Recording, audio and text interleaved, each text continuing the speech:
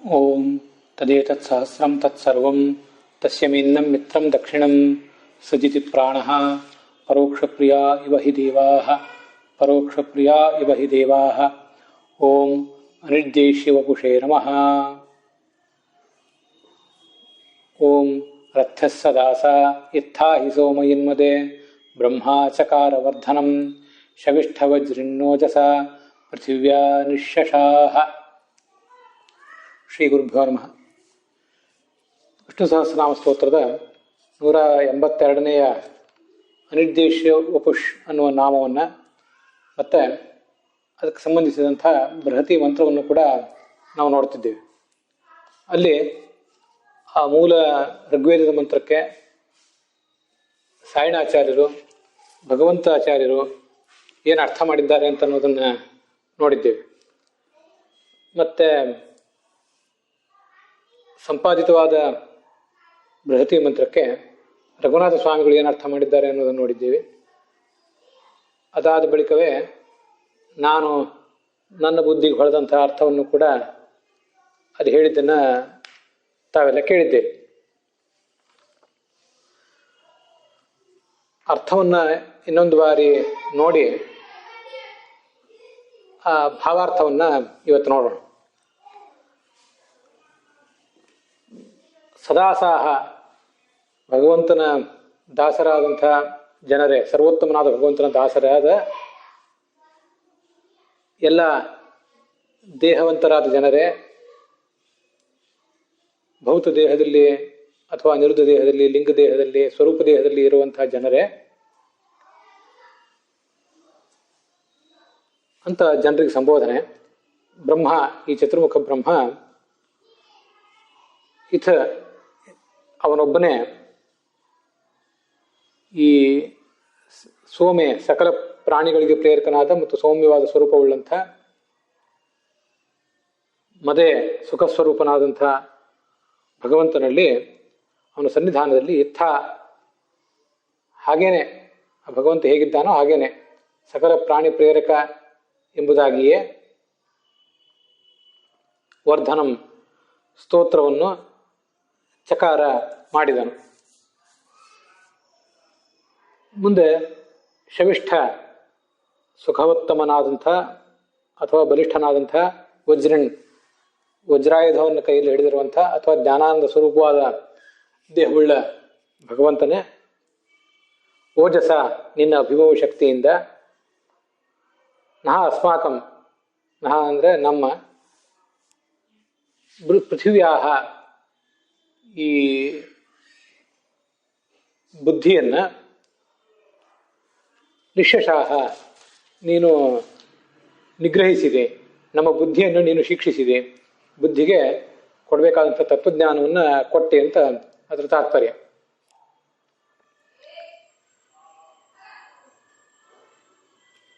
ಅನಿರ್ದೇಶ್ಯ ವಪುಷ್ ಅಂದರೆ ಅಂದರೆ ಆನಂದ, ಆನಂದತ್ವಾದ ಅನಾಮಾಸವು ಅಂತ ಭಾಗವತ ತಾತ್ಪರ್ಯ ಹೇಳ್ತದೆ. ಭಗವಂತ ಆನಂದ ಸ್ವರೂಪನಾದ್ದರಿಂದ ಆನಂದ ಸ್ವರೂಪ ಎಂಬುದಾಗಿ ಅವನನ್ನು ವೇದಗಳು, ಜ್ಞಾನಿಗಳು ಎಲ್ಲರೂ ಕೂಡ ನಿರ್ದೇಶಿಸ್ತಾರೆ. ಅವನನ್ನು ಹಾಗೆಯೇ ಅವರು ವರ್ಣನೆ ಮಾಡ್ತಾರೆ. ಅಂಥ ವಪುಸ್ ಸ್ವರೂಪವುಳ್ಳವನು ಈ ಭಗವಂತ.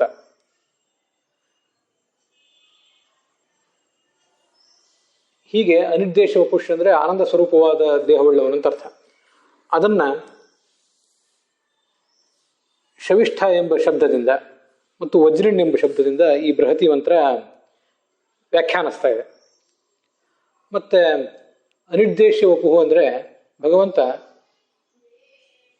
ಅವನ ಸ್ವರೂಪಕ್ಕೆ ಯಾವುದೇ ರೀತಿಯಾದಂಥ ಮಿತಿ ಇಲ್ಲ,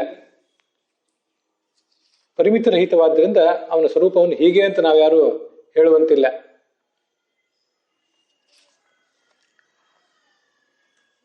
ಇದು ಅನಿರ್ದೇಶ ವಪುಹು ಅನ್ನೋ ಶಬ್ದಕ್ಕೆ ಅರ್ಥ. ಅದನ್ನೇ ಸೋಮ ಎಂಬ ಶಬ್ದ ಹೇಳ್ತದೆ. ಋಗ್ಭಾಷೆಗೆ ಅನುಸಾರವಾಗಿ ನಾವು ಗಮನಿಸ್ಬೇಕು. ಸ ಅಂದರೆ ಸಾರರೂಪನಾದ ಭಗವಂತ ಅಂತ ಅರ್ಥ. ಅಮ ಅಂದರೆ ಪರಿಮಿತಿರಹಿತ ಅವನು.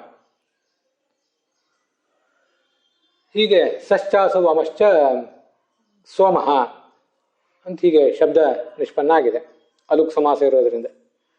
ಇದು ಆ ಶಬ್ದಕ್ಕೆ ಮತ್ತು ಬೃಹತಿ ಮಂತ್ರಕ್ಕಿರುವಂಥ ಮತ್ತೊಂದು ಎರಡನೇ ಸಂಬಂಧ. ಮೂರನೇದೊಂದನ್ನು ಕೂಡ ಹೀಗೆ ನಾವು ಚಿಂತಿಸಬಹುದು. ಮತ್ತೆ ವಪುಷ್ ಎಂಬ ಶಬ್ದಕ್ಕೆ ಅರ್ಥ ಏನಂತ ಕೂಡ ನಾವು ಆಲೋಚನೆ ಮಾಡಬಹುದು. ವಪುಷ್ ಅಂದ್ರೆ ಈಗಿನ ವ್ಯಾಕರಣದಲ್ಲಿ ಉಪ್ಯತೆ ಅತ್ರ ಐತಿ ವಪುಹು ಅಂತ. ನಮ್ಮ ಈ ಶರೀರ ಏನಿದೆ, ಈ ಶರೀರವೇ ಎಲ್ಲ ರೀತಿಯಾದಂಥ ಈ ಮುಂದಿನ ಕರ್ಮಗಳಿಗೆ, ಮುಂದಿನ ಜನ್ಮಗಳಿಗೆ ಕಾರಣ. ಮುಂದಿನ ಜನ್ಮ, ಅದರ ಮುಂದಿನ ಸಾಧನೆ ಇತ್ಯಾದಿಗಳಿಗೆ ಎಲ್ಲದಕ್ಕೂ ಕೂಡ ಬೇಕಾದಂಥ ಕರ್ಮಗಳು ಬಿತ್ತಲ್ಪಡುವುದು ಈ ಶರೀರದಲ್ಲಿಯೇ. ನಮಗಿದು ಗೊತ್ತಿದೆ. ಈ ಶರೀರದಲ್ಲೇ ನಾವು ನಾನಾ ಥರದ ಕರ್ಮಗಳನ್ನು ಮಾಡ್ತೀವಿ. ಮತ್ತೆ ಆ ಕರ್ಮಗಳನ್ನು ಬೀಜವನ್ನಾಗಿ ಮಾಡಿಕೊಂಡು ನಮ್ಮ ಮುಂದಿನ ಶುಭಾಶುಭ ಕರ್ಮಗಳನ್ನು ಬೀಜವನ್ನಾಗಿ ಮಾಡಿಕೊಂಡು ನಮ್ಮ ಮುಂದಿನ ಜನ್ಮ ಎಲ್ಲವೂ ಕೂಡ ನಿಶ್ಚಿತ ಆಗ್ತದೆ. ಅದರಿಂದ ವಪ ಅಂದ್ರೆ ಬೀಜ ಸಂತಾನ, ಬೀಜವನ್ನು ಬಿತ್ತುವುದು ಅಂತ ಅರ್ಥ. ಎಲ್ಲಿ ಸತ್ಕರ್ಮ ಮತ್ತು ದುಷ್ಕರ್ಮ ಎಂಬ ಬೀಜ ಬಿತ್ತಲ್ಪಡ್ತದೋ ಅಂಥ ಈ ಶರೀರವನ್ನೇ ವಪುಷ್ ಅಂತ ಹೇಳ್ತಾರೆ. ಉಪ್ಯತೆ ಅತ್ರ ಶುಭಾಶುಭಂ ಕರ್ಮ, ಇದು ಅದರ ತಾತ್ಪರ್ಯ. ಇವತ್ತಿನ ಕೋಶದಲ್ಲಿ ನಾವು ನೋಡುವಂತೆ ಉಪ್ಯಂತೆ ದೇಹಾಂತರ ಭೋಗ ಸಾಧನೆ ಬೀಜೀಭೂತಾನಿ ಕರ್ಮಾಣಿ ಅತ್ರ. ವಪ ಅಂತ ಧಾತು, ಅದಕ್ಕೆ ಉಣಾದಿ ಸೂತ್ರಗಳ ಮೂಲಕ ಅರ್ತಿ ಪೃ ವಪಿ ಯಜಿ ಇತ್ಯಾದಿ ಉಣಾದಿ ಸೂತ್ರಗಳ ಮೂಲಕ ಉಸು ಪ್ರತ್ಯಯ ಬಂದಿದೆ. ಅದರಿಂದ ಇದು ವಪುಸ್ ಅಂತ ಸಕಾರಾಂತವಾದ ಶಬ್ದ ನಿಷ್ಪನ್ನ ಆಗಿದೆ. ಭಗವಂತನ ಈ ಶರೀರ ಏನಿದೆ ಅದು ಮುಂದೆ ದೇಹಾಂತರವನ್ನು ಪಡೆಯುವಂಥದ್ದಲ್ಲ. ಭಗವಂತನಿಗೆ ದೇಹಾಂತರದ ಪ್ರಾಪ್ತಿಯೇ ಇಲ್ಲ, ನಮ್ಗೆ ಇದೆಲ್ಲ ಗೊತ್ತಿದೆ. ಆದ್ರಿಂದ ಭಗವಂತನ ಆ ಸ್ವರೂಪದಲ್ಲಿ ಯಾವುದೇ ಸತ್ಕರ್ಮ ಅಥವಾ ದುಷ್ಕರ್ಮದ ಪ್ರಶ್ನೆ ಇಲ್ಲ. ಸತ್ಕರ್ಮವೂ ಕೂಡ ಅಲ್ಲಿ ಬಿತ್ತನೆಯನ್ನು ಪಡೆದು ಮುಂದಿನ ದೇಹಗಳಿಗೆ, ಮುಂದಿನ ಜನ್ಮಗಳಿಗೆ ಕಾರಣ ಆಗುವಂಥ ಪ್ರಶ್ನವೇ ಇಲ್ಲ. ಆದ್ದರಿಂದ ಇದನ್ನ ವಪುಸ್ ಅನ್ನುವುದು ಹೇಗೆ ಭಗವಂತನ ಶರೀರವನ್ನ ಅಂತ ನಾವು ಇಲ್ಲಿ ಪ್ರಶ್ನೆ ಕೇಳ್ಕೋಬೇಕು. ಆ ಪ್ರಶ್ನೆಗೆ ಉತ್ತರ ರೂಪವಾಗಿ ಭಗವಂತನ ಸ್ವರೂಪದಲ್ಲಿ, ಅವನ ಶರೀರದಲ್ಲಿ ಈ ಕರ್ಮಗಳೇನು ಬಿತ್ತಲ್ಪಡೋದಿಲ್ಲ.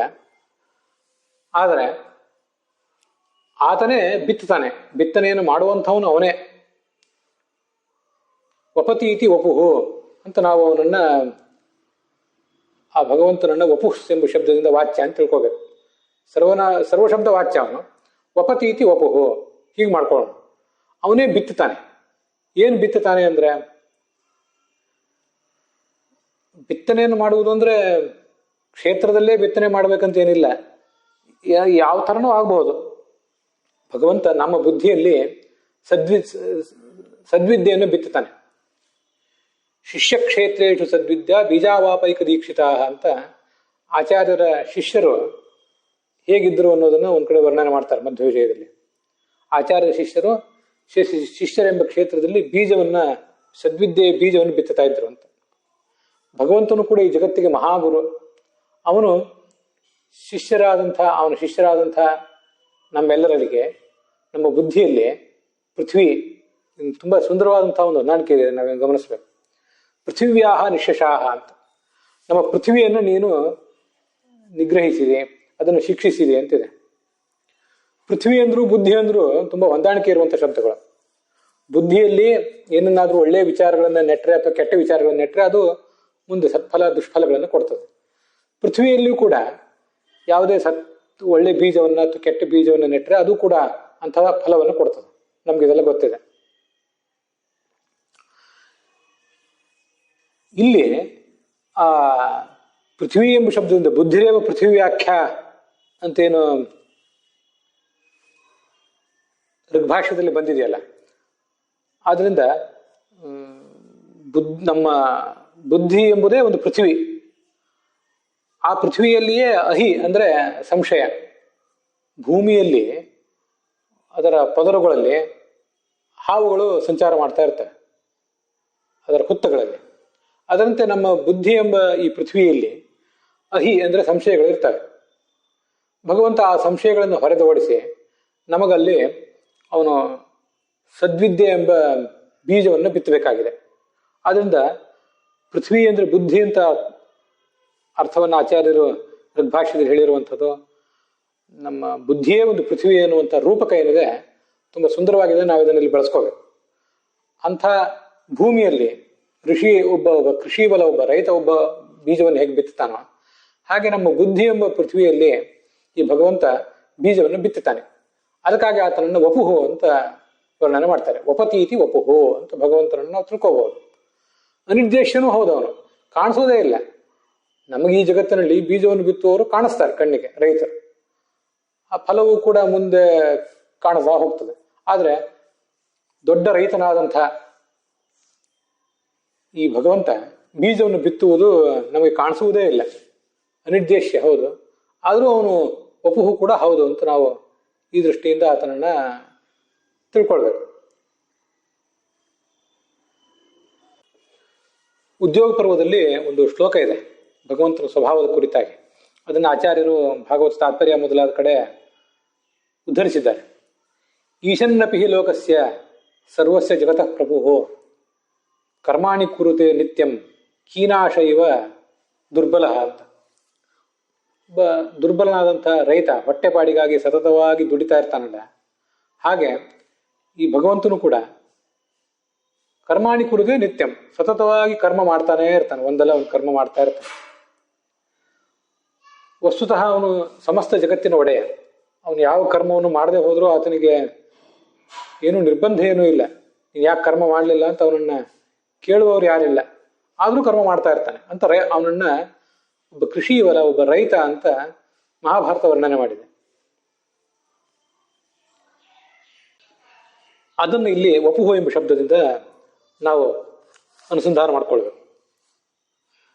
ಹೀಗೆ ಬುದ್ಧಿ ಎಂಬ ಪೃಥ್ವಿಯಲ್ಲಿ ತತ್ವಗಳನ್ನು ಆತ ಬಿತ್ತುತ್ತಾನೆ. ಆದ್ರಿಂದ ಆತ ಅನಿರ್ದೇಶ್ಯ.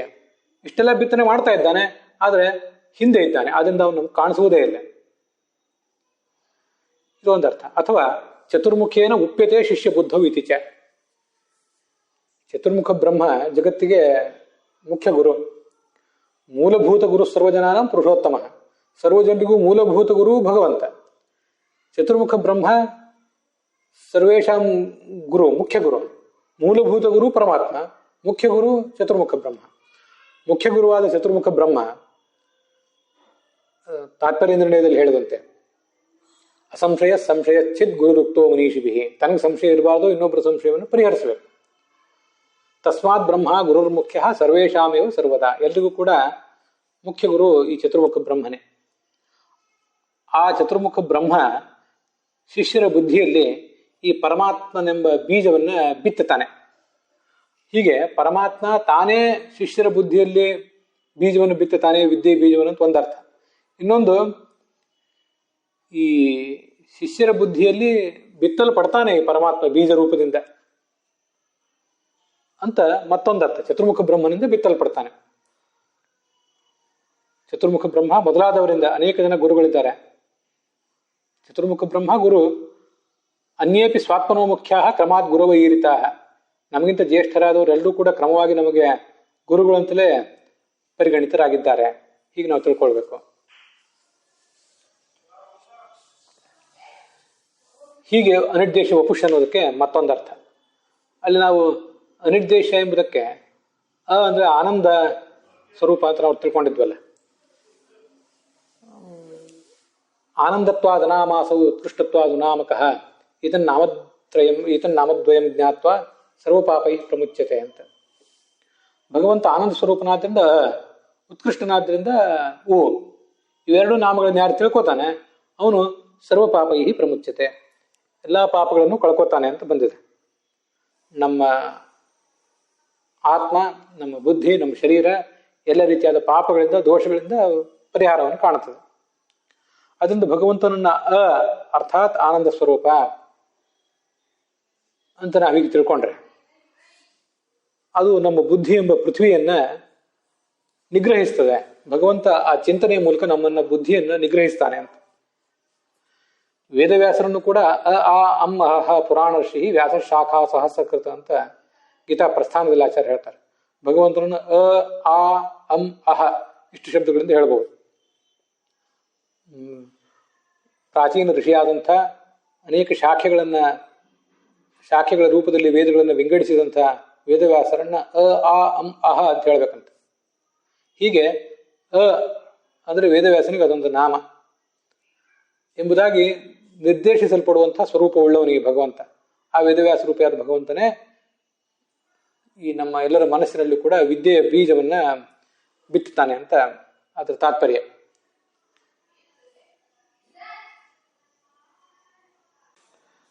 ಬುದ್ಧಿಯನ್ನ ನಿಗ್ರಹಿಸುವುದು ಅಂದ್ರೆ ಅದು ಹೀಗೆ. ಮುಂದೆ ಭಾವಾರ್ಥವನ್ನು ನೋಡೋಣ. ಸರ್ವೋತ್ತಮನಾದ ಭಗವಂತನ ದಾಸರಾದಂಥ ಜನರೇ, ಭಗವಂತ ಸರ್ವಜೀವ ಪ್ರೇರಕನ ಅಂತನೂ ಅಪರಿಮಿತ ಮಹಿಮಾ ಅಂತನೂ ಸುಖರೂಪನು ಅವನು ಸರ್ವಜೀವ ಪ್ರೇರಕನೆಂದು ಮತ್ತೆ ಅಪರಿಮಿತ ಮಹಿಮಾ ಉಳ್ಳವನೆಂದು ಸುಖ ಸ್ವರೂಪವುಳ್ಳವನೂ ಆಗಿದ್ದಾನೆ. ಅವನ ಮಹಿಮೆಗಳು ಇಷ್ಟೆಲ್ಲ ಇವೆ. ಬ್ರಹ್ಮನ ಚತುರ್ಮುಖ ಬ್ರಹ್ಮ ಅವನನ್ನ ಹಾಗೆ ಸ್ತುತಿಸ್ತಾನೆ. ಅವನು ಮೂಲತಃ ಇರುವುದು ಸಕಲ ಜೀವ ಪ್ರೇರಕ, ಅಪರಿಮಿತ ಮಹಿಮಾ ಮತ್ತು ಸುಖ ಸ್ವರೂಪ. ಅವನು ಹಾಗೆ ಆಗಿದ್ದಾನೆ. ಇವನು ಅವನನ್ನು ಸ್ತುತಿಸುವುದು ಹಾಗೆ ಸ್ತುತಿಸ್ತಾನೆ ಅಂತ ಅದರ ತಾತ್ಪರ್ಯ.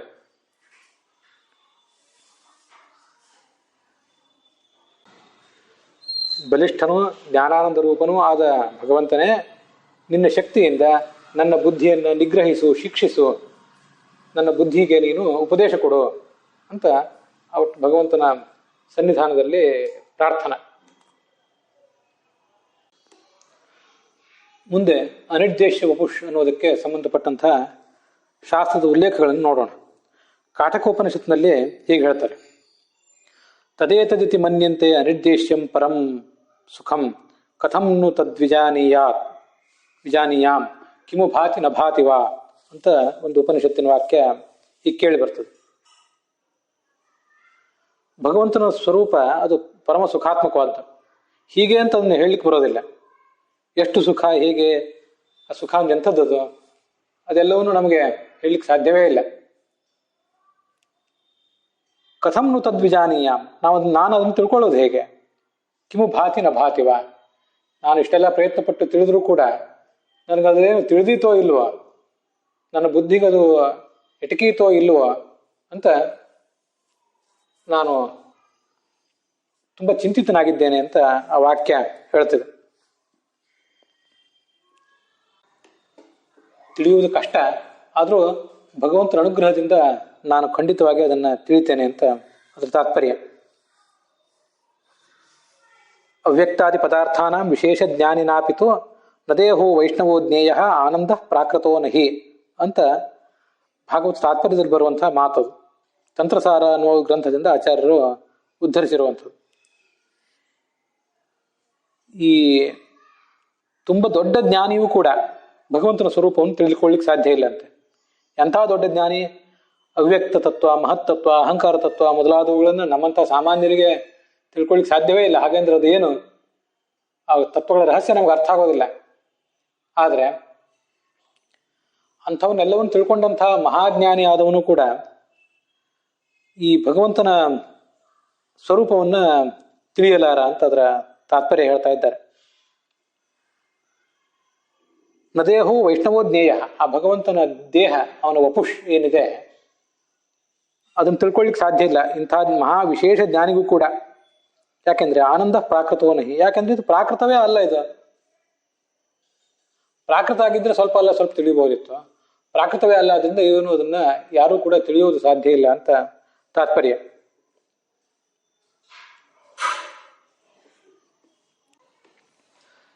ಇನ್ನೊಂದು ಅರ್ಥವನ್ನು ಇಲ್ಲಿ ಹೇಳಿದ್ದಾರೆ. ಅಕಾರವಾಚ್ಯನಾದ ತಾನು ಏನ ನಿರ್ದಿಶ್ಯ, ಏನ ಅಂದ್ರೆ ಇಲ್ಲಿ ಇದು ವ್ಯಂಜನ ಅಲ್ಲ, ಏನ ಅಂತ, ಯ ಯ ಈ ಏ ಅದರ ಏಕಾರ ಅಲ್ಲ ಇದು. ಏನ ರಾಮೇಣ ಅಂತಿದ್ದ ಹಾಗೆ ಅಹ ಔ ಆಹ ಅಂ ಔ ಆನ್ ಏನ ಆಭ್ಯಾಮ್ ಐಹಿ ಏನ ಅಕಾರ ಶಬ್ದವ ಅಕಾರದಿಂದ ವಾಚ್ಯನಾದ ವೇದವ್ಯಾಸ ರೂಪಿಯಾದ ತನ್ನಿಂದಲೇ ನಿರ್ದೇಶ್ಯ ಹೀಗೆ ಅಂತ ಅವನು ವರ್ಣಿಸಬೇಕೆ ಹೊರತು ಬೇರೆ ಯಾರು ಕೂಡ ಅದನ್ನ ವರ್ಣಿಸ್ಲಿಕ್ಕೆ ಸಾಧ್ಯ ಇಲ್ಲ ಅಂತ ಅದರ ತಾತ್ಪರ್ಯ. ಅಂತಹ ವಿಚಿತ್ರವಾದ ಸ್ವರೂಪ ಇದ್ದವನಿಗೆ ಭಗವಂತ. ನಾಂತಂ ನ ಮಧ್ಯಂ ನ ಪುನಸ್ತವಾದಿಂ ಪಶ್ಯಾಮಿ ವಿಶ್ವೇಶ್ವರ ವಿಶ್ವರೂಪ ಅಂತ ಭಗವದ್ಗೀತೆಯಲ್ಲಿ ಬಂದದ್ದು ನಮಗೆಲ್ಲ ಗೊತ್ತಿದ್ದೇ ಇದೆ. ಭಗವಂತನೇ ನಿನ್ನ ಸ್ವರೂಪದ ಆದಿ ಅಂತ್ಯ ಇದನ್ನ ಯಾವುದನ್ನು ಕೂಡ ನಾನು ತಿಳಿಯಲಾರೆ. ನೀನು ವಿಶ್ವರೂಪ. ಇವು ಕೆಲವು ಉಲ್ಲೇಖಗಳು. ಲಕ್ಷಾಲಂಕಾರ ಈ ಅನಿರ್ದೇಶ್ಯ ವಪುಷ ಶಬ್ದಕ್ಕೆ ಅರ್ಥ ಹೇಳಲಿಲ್ಲ. ಶಾಂಕರ ಭಾಷ್ಯ ಹೇಳುವಂತೆ ಭಗವಂತ ನಮ್ಮ ಅನುಭವದಿಂದ ಮಾತ್ರ ವೇದ್ಯ. ಆತನನ್ನ ಇನ್ನೊಬ್ಬರು ತಿಳಿಸ್ಕೊಡ್ಲಿಕ್ಕೆ ಸಾಧ್ಯ ಇಲ್ಲ. ಆದ್ರಿಂದ ಆತ ಅನಿರ್ದೇಶ್ಯ. ಪರಾಶರ ಭಟ್ಟರು ಹೇಳುವಂತೆ ವಿಶಿಷ್ಟವಾದ ಹೋಲಿಕೆ ಇಲ್ಲದ ಸ್ವರೂಪ ಇದ್ದವನು, ಜ್ಞಾನಾದಿ ಷಡ್ಗುಣವುಳ್ಳವನಾದ್ರಿಂದ ಹೀಗೆ ಅಂತ ಯಾರು ಕೂಡ ಅವನನ್ನ ನಿರ್ದೇಶಿಸಿ ಹೇಳಲಿಕ್ಕಾಗೋದಿಲ್ಲ. ಜ್ಞಾನಾದಿ ಷಾಡ್ಗುಣ್ಯಮಯಂ ಉಪಮಾನ ವಿವರ್ಜಿತಂ ವಪುರಸ್ಯಾಸ್ತಿ ತೇಜಿಷ್ಠಂ ಅನಿರ್ದೇಶ್ಯ ವಪುರುಹಿ ಸಹ ಅಂತ ಅವರು ಒಂದು ಶ್ಲೋಕದಲ್ಲಿ ಆ ಅರ್ಥವನ್ನ ಸಂಗ್ರಹಿಸ್ತಾರೆ.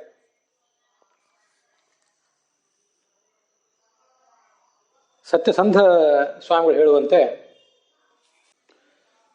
ನಿರ್ದೇಷ್ಟುಂ ಅಶಕ್ಯಂ ವಪುಹು ಶರೀರಂ ಯಸ್ಯ ಸಹ ಅನಿರ್ದೇಶ್ಯ ವಪುಹು. ಹೀಗೆ ಅಂತ ನಿರ್ದೇಶ ಮಾಡಿ ತೋರ್ಸ್ಲಿಕ್ಕೆ ಆಗದೇ ಇರುವ ಶರೀರವುಳ್ಳವನು ಅಂತ. ಅನಾಮ ಸಹ ಅಪ್ರಸಿದ್ಧತ್ವಾತ್, ಭಗವಂತ ಅಪ್ರಸಿದ್ಧನಾದ್ರಿಂದ ಆತನಿಗೆ ಅನಾಮ ಅಂತ ಹೇಳ್ತಾರೆ, ನಾಮವಿಲ್ಲದವನು ಅಂತ. ನಿರ್ದೇಶಿ ನಭವತೀತಿ ಅನಿರ್ದೇಶಿ.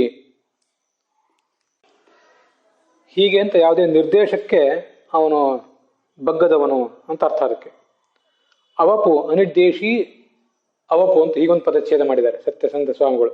ಅನಿರ್ದೇಶ್ಯ ಪ್ಲಸ್ ವಪು ಅಂತ ಇನ್ನೊಂದು ಅರ್ಥ ನಾವು ಈಗಾಗಲೇ ನೋಡಿದ್ದೇವೆ. ಅನಿರ್ದೇಶಿ ಅವಪು, ಅವಪು ಅಂದ್ರೆ ಶರೀರರಹಿತ, ಪ್ರಾಕೃತ ಶರೀರರಹಿತ ಅಂತ ಅದರ ಅರ್ಥ.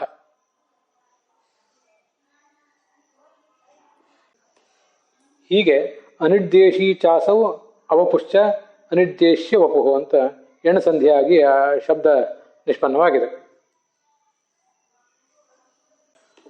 ಮುಂದೆ ಅವಪುಹು ಅಂದ್ರೆ ಕಾಮ ಅಂತ ಅರ್ಥ. ಶರೀರರಹಿತವನು, ಅನಂಗ. ಶಿವನ ನೇತಾಗ್ನಿಗೆ ಸಿಕ್ಕು ಭಸ್ಮೀಭೂತ ಆಗಿ ಹೋಯ್ತು ಅವನ ಶರೀರ. ಆದ್ರಿಂದ ಅವನು ಅವಪು, ಶರೀರರಹಿತನಾದವನು ಕಾಮ. ಅವನು ಅನಿರ್ದೇಶಿ, ಉಪಮಾನತ್ವೇನ ನಿರ್ದೇಶ ಶೂನ್ಯ. ಈ ಜಗತ್ತಿನಲ್ಲಿ ಯಾರನ್ನಾದ್ರೂ ಎಷ್ಟು ಸುಂದರ ಅಂತ ಏನಾದ್ರು ತೋರಿಸೋ ಪ್ರಸಂಗ ಬಂದ್ರೆ ಕಾಮನಂತೆ ಮನ್ಮಥನಂತೆ ಸುಂದರ ಅಂತ ತೋರಿಸ್ತಿರ್ತಾರೆ. ಆದ್ರೆ ಭಗವಂತನ ಸೌಂದರ್ಯವನ್ನು ವರ್ಣನೆ ಮಾಡುವಾಗ ಇದು ಕಾಮನಂತೆ ಸುಂದರ ಅಂತ ನಿರ್ದೇಶ ಮಾಡ್ಲಿಕ್ಕೂ ಸಾಧ್ಯ ಇಲ್ಲ. ಅನಿರ್ದೇಶಿ ಅಂದ್ರೆ ತೋರಿಸ್ಲಿಕ್ಕೆ ಅಸಾಧ್ಯನಾದವನು ಯಾರು? ಅವಪುಹು, ಶರೀರರಹಿತನಾದ ಕಾಮ. ಯಸ್ಯ, ಯಾವ ಭಗವಂತನಿಗಿದ್ದಾನೋ, ಯಾವ ಭಗವಂತನ ವಿಷಯದಲ್ಲಿ ಶರೀರರಹಿತನಾದ ಕಾಮನನ್ನು ಕೂಡ ಅನಿರ್ದೇಶಿ, ಅವನು ನಿರ್ದೇಶರಹಿತನಾಗಿದ್ದಾನೋ ಅಥವಾ ಅನಿರ್ದೇಶ್ಯನಾಗಿದ್ದಾನೋ, ಅವನನ್ನು ತೋರಿಸ್ಲಿಕ್ಕೆ ಸಾಧ್ಯ ಇಲ್ವೋ ಅಂಥವನನ್ನ ಅನಿರ್ದೇಶ್ಯ ವಪುಹು ಅಂತ ಹೀಗೆ ವರ್ಣನೆ ಮಾಡ್ತಾರೆ. ಹೀಗೆ ಅನಿರ್ದೇಶಿ ಅವಪುಹು ಯಸ್ಯ ಸಹ ಅನಿರ್ದೇಶಿ ವಪುಹು ಅಂತ ಸತ್ಯಸಂಧ ಸ್ವಾಮಿಗಳು ನಮಗೆ ತೋರಿಸಿಕೊಡುವಂಥ ಮತ್ತೊಂದು ವಿಶಿಷ್ಟವಾದಂಥ ಅರ್ಥ. ಸಾಕ್ಷಾನ್ ಮನ್ಮಥ ಮನ್ಮಥಃ ಅಂತ ಭಾಗವತಾದಿಗಳಲ್ಲಿ ಬಂದಿರುವಂತೆ ಮನ್ಮಥನಿಗಿಂತಲೂ ಹೆಚ್ಚು ಸುಂದರ ಅಂತ ಅರ್ಥ. ಹೀಗೆ ನಾವು ಈ 2 ದಿವಸಗಳಲ್ಲಿ ಅನಿರ್ದೇಶ್ಯ ವಪುಹು ಅನ್ನೋ ಶಬ್ದದ ಅರ್ಥವನ್ನ ನೋಡಿದ್ವಿ. ಮನ್ಮಥನಿಗಿಂತಲೂ ಹೆಚ್ಚು ಸುಂದರನಾದವನು, ಯಾರೂ ಕೂಡ ಅವನನ್ನು ಹೀಗೆ ಅಂತ ನಿರ್ಧಾರ ಮಾಡಿ ತೋರಿಸ್ಲಿಕ್ಕೆ ಸಾಧ್ಯ ಇಲ್ಲ. ಬಹಳ ಅಂದ್ರೆ ತಾನೇ ತನ್ನ ಸ್ವರೂಪವನ್ನು ಹೀಗೆ ಅಂತ ತೋರಿಸ್ಕೋಬೇಕು. ಅವನು ತೋರಿಸಿದ್ದಲ್ಲದೆ ಬೇರೆ ಯಾರಿಗೂ ಕೂಡ ಅದು ಅರ್ಥ ಆಗುವಂಥದ್ದು ಅಲ್ಲ. ಅಷ್ಟು ಅರ್ಥ ಆದ್ರೂ ಕೂಡ ಅವರವ್ರ ಯೋಗ್ಯತೆಗೆ ತಕ್ಕಂತೆ ಮಾತ್ರ ಅದು ಅರ್ಥ ಆಗ್ತದೆ. ಮತ್ತೆ ತುಂಬಾ ಸುಂದರವಾದಂಥ ಒಂದು ಅರ್ಥ, ಆ ಭಗವಂತ ವಪುಹು, ಈ ಜಗತ್ತಿನ ಉತ್ಪತ್ತಿಗೆ ಕಾರಣವಾದಂಥ ಬೀಜವನ್ನು ಬಿತ್ತುವಂಥ ಒಬ್ಬ ದೊಡ್ಡ ರೈತ ಅಂತ ಅವನನ್ನು ಹೇಳಿರುವುದು. ಆ ವಪುಷ್ ಎಂಬ ಶಬ್ದದಿಂದ ಭಗವಂತನ ಆ ಕೃಷೀವಲತ್ವವನ್ನು, ರೈತ ಅಂತ ಅವನನ್ನು ಭಾವಿಸುವುದು ತುಂಬ ಸುಂದರವಾದಂಥ ಒಂದು ಉಪಾಸನೆ. ನಮ್ಮ ಬುದ್ಧಿ ಎಂಬ ಪೃಥ್ವಿಯಲ್ಲಿ, ಜಮೀನಿನಲ್ಲಿ ಇರುವ ಸಂಶಯಗಳನ್ನೆಲ್ಲ ಪರಿಹರಿಸಿ ಕಸ ಕಳೆಗಳನ್ನೆಲ್ಲ ಕಿತ್ತಾಕಿ ಅಲ್ಲಿ ಅವನು ತತ್ವಜ್ಞಾನವೆಂಬ ಬೀಜವನ್ನು ಬಿತ್ತುತ್ತಾನೆ. ಅಂಥ ಭಗವಂತನನ್ನು ಈ ಬ್ರಹ್ಮಾದಿ ದೇವತೆಗಳು ಈ ಜಗತ್ತಿಗೆ ಉಪದೇಶಿಸ್ತಾರೆ. ಅಂಥ ವಿಶಿಷ್ಟವಾದ ಸ್ವರೂಪ ಅವನು. ಅದನ್ನು ಬೃಹತಿ ಮಂತ್ರವು ಕೂಡ ಅಷ್ಟೇ ಸುಂದರವಾಗಿ ನಮಗೆ ಸೆರೆ ಹಿಡಿದು ಕೊಟ್ಟಿದೆ. ಅಲ್ಲಿಗೆ